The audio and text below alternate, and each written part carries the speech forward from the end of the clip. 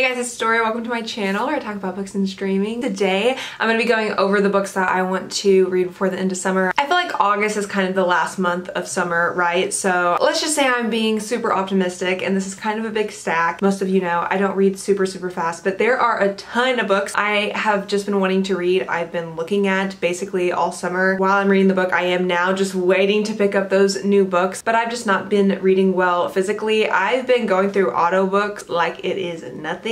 For some reason, it's just so hard for me to read physically right now. My mind is just like anywhere else but what's in front of me. I do have a specific type of book I have been reading this summer. Of course, it's like contemporary romance type books, but also spiritual books, a lot of poetry, spiritual, guidance, just like self-reflection, motivation, self-help, that sort of thing. And so I have a stack here I'm gonna go over with you real quick. Hopefully I will get to at least half of these by the end of August. We'll see. A couple of them I'm reading right now, so I should be finishing with those pretty soon. But without further ado, let's go ahead and jump into the books. So first up are the books I am currently reading, and there are two. The first one is a poetry collection, and that is Homebody by Rupi Kaur. I have read all of Rupi Kaur's works so far. I'm about halfway through this, so I should be finishing it really soon. I'll probably finish it for the 12-hour readathon.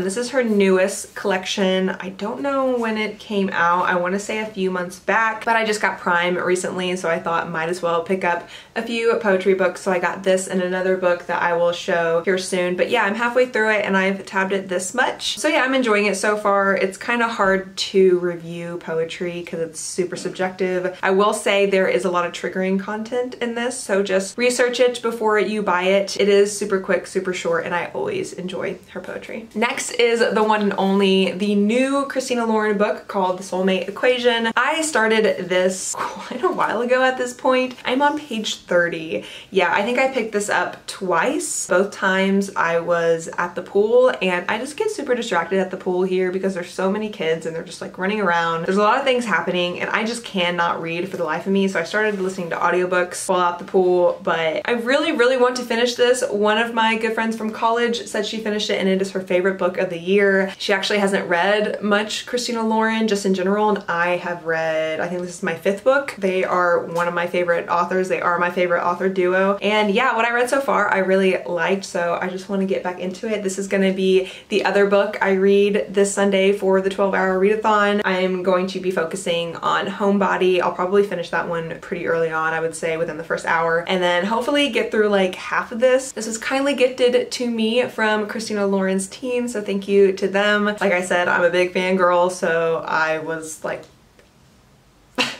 ecstatic that I got sent this. I still can't believe I got sent this, to be honest, but I'm just gonna act like it's fine. We're all fine. We're following our main character who is super skeptical, I guess, about love in general, and she meets this guy at a coffee shop with her best friend. They go to this coffee shop every day, and this guy happens to own a startup company that takes your DNA and finds your soulmate, so it's why it's called the Soulmate Equation. I'm pretty sure from the synopsis we know that she gets matched up with that guy, but I haven't gotten to that part. I literally got to the part where they're about to take her DNA. I love Christina Lauren books, so I know I'm gonna love this. This will be my first physical book of theirs, so I'm excited to see if I like their books just as much physically than audiobooks. Their audiobooks I can just like go through so fast and I just read one after another. These are the two books I am focusing on and I will be finishing here within the next week or two. So back to spiritual type books, and by spiritual I don't mean religious. People always misconceive what I'm saying when I say spiritual books. It's mainly self-guidance or self-help, self-motivation, that sort of thing. For some reason I've noticed that in the summer I love reading these types of books. I don't know what it is. Maybe like the weather is like super inspiring for me. Summer is my favorite season personally. I don't know, I just feel like it's that time to like self-reflect and grow and just read really beautiful, thoughtful writing. So I also picked up from Amazon 101 Essays That Will Change the Way You Think by Brianna Wiest. I always say say her name wrong. I always say Brianna West. One of my favorite books of all time is called The Truth About Everything, which is her essays as well. And I've never read another book by her. I even have some of her work framed. I used to have it at my office, but the office I have now doesn't have like a wall for me. It's more like a cubicle, and so I can't put it up, and it's really sad. But yeah, I had to pick this up. I'm definitely not going to finish this within the summer. It's a pretty big book and there's so many essays. I at least want to start it. I want to get maybe like halfway through. There's just so many essays, and you can always hop around with her books as well when there's different types of essays. She has a new book out actually called The Mountain Is You. I really want that. I put it on my wish list, but it's a bit too expensive for me right now because I think it's still full price. I think it's like $18 and this was marked down. So I just went ahead and got this one, and I'll wait until that book is marked down. If you are looking for more like just super like inspirational, thoughtful, mindful writing that is gonna be super self-reflective and just like guide you, just get the flows going, the brain flows going. This is why I need this book. Next book I plan to pick up after I am done with the Soulmate Equation is Attachments by Rainbow Rowell. I've never read a Rainbow Rowell book before, but I've wanted to read this for quite a while now. This will be my first, and I do know it's a work romance. I think it starts over email or something like that, so I don't know a whole lot about it, but I'm excited. I had a subscriber say that she read it and absolutely loved it, and then I had another subscriber said she read it and didn't like it, so 50-50 chance, I guess. But they both read it because of one of my videos, and so now I feel obligated to read it, but I do genuinely want to read it myself. I've wanted to read it for a long time. I love work romances, and like I said, I am just like devouring all of the contemporary romance type books. Yeah, this is one I think I'll get through pretty quickly, hopefully, because that's all I want right now, to be honest. Next is a book that was sent to me by my friend from college, Cheyenne. Hey girl, what's up?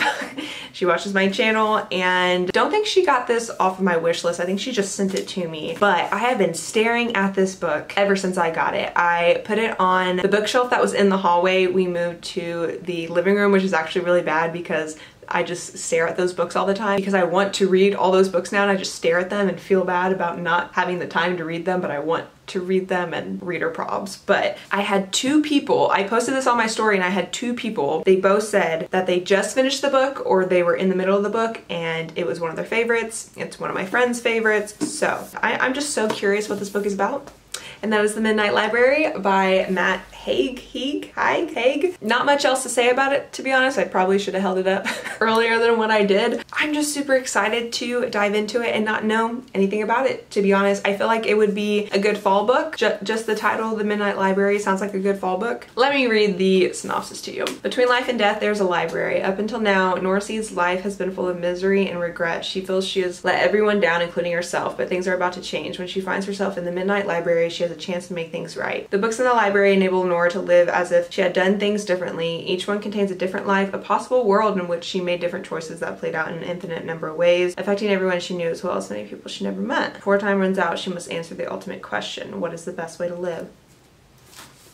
That gives me WandaVision vibes, but like with a fall aesthetic, and that sounds amazing. Honestly, this sounds epic. I love things like that when it deals with like alternate realities and choices and time traveling, that sort of thing. So yeah, super excited to give this a try. Don't tell me anything else about it because I don't want to know. I want to go in not knowing anything. Hopefully the lighting is a little better now, but next is a book that I have been staring at and wanted to read again forever since I got it in my book of the month box, and that is Luster by Raven Leilani. I'm really great with names here, but you can tell this is a super short book, and I just know it's going to be super interesting. I recommended it for a type 7 in my Enneagram book recommendations video. I'm going to go ahead and plug my videos / vlogs with all of the other YouTubers or booktubers that I collaborated with recently. We all read like our Enneagram type, so I am a type 3.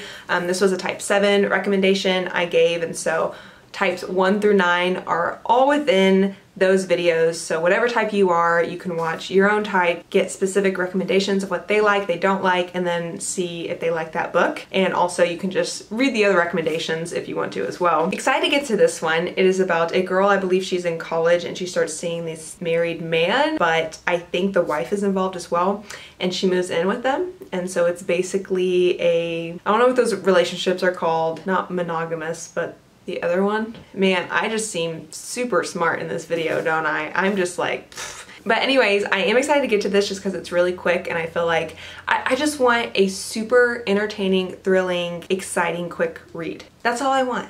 That's all I want. Next is a book I'm sure everyone has heard about at this point. It's literally everywhere, but that is Malibu Rising by Taylor Jenkins Reid. I've talked about this book on my channel before. I got an early e-art, and so I read it in Cancun when we went there for vacation. Yeah, just didn't get through very much of it. I've not been doing good reading physically, especially like physically digitally, if you know what I mean. Something about ebooks is just such a turnoff for me. Like, I cannot read ebooks. Does anyone else out there feel the same way? Audiobooks have been my go-to recently, but I still just like, I just want to do this, you know what I mean? I just like, I want to read and I gotta do this sometimes. E-arcs is like that in between where you're reading physically but you don't actually get to do this.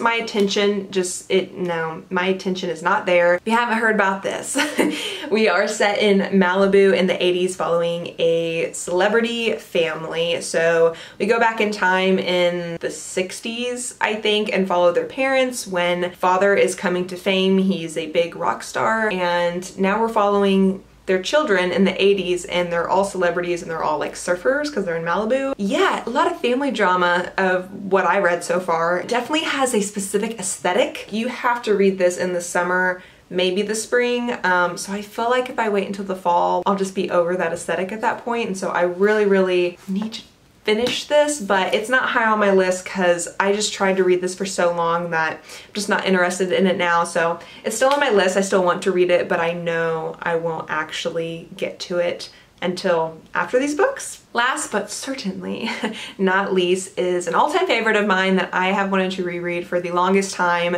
and I got a physical copy like last summer and told myself I was gonna read it, and so I've just been staring at it for like a year now because I just want to reread it so bad, and that is the one and only The Hating Game by Sally Thorne. The movie has finished filming, I believe, so it should be coming out. I don't know if it's gonna come out this year, maybe it's 2022, but I definitely want to reread this before the movie, and not just because the movie is coming out. I've just been dying to reread this in general. What got me into the genre is why I'm reading all of this now is because of this book. I read it at the very end of college, my senior year, and just absolutely fell in love with the genre. Sally Thorne sent me her newest book, Second First Impressions, which is up there somewhere, and I want to get to that book too, but I just feel like, I don't know, I just have to reread this. It's just, it has a special place in my heart. If you don't know what The Hating Game is, it is a work romance. It is the ultimate hate to love trope book, so if you don't like that trope, then you probably shouldn't read this. But our main two characters are up for the same promotion. They already don't like each other, and then they have to compete with each other, but they have an attraction toward each other. So it's called The Hating Game because they literally play different games with each other. They're like mind fucking each other basically, and it's super entertaining, probably not healthy, probably very problematic, but I don't care. It's fun, it's entertaining, I love it, and I just want to reread it. So it's at the end of this list because I feel bad about rereads. I think everyone does because we just have way too many books we need to read. If I am going to reread anything, it's going to be this. And those are all the books that I am trying to get to before the end of summer. Sorry I didn't have a summer TBR posted. I did do a spring TBR and did not read one book from that list, and that is why I do not do TBRs. So I tried for you guys, I'm very sorry. Maybe I'll get into TBRs eventually, but I'll do it differently. I'll do it my way. At least you got an end of the season TBR, I guess. Thank you guys so much for watching. If you enjoyed this video, please give it a thumbs up. As always, subscribe if you haven't already. I would really appreciate it. And I will see you in my next one.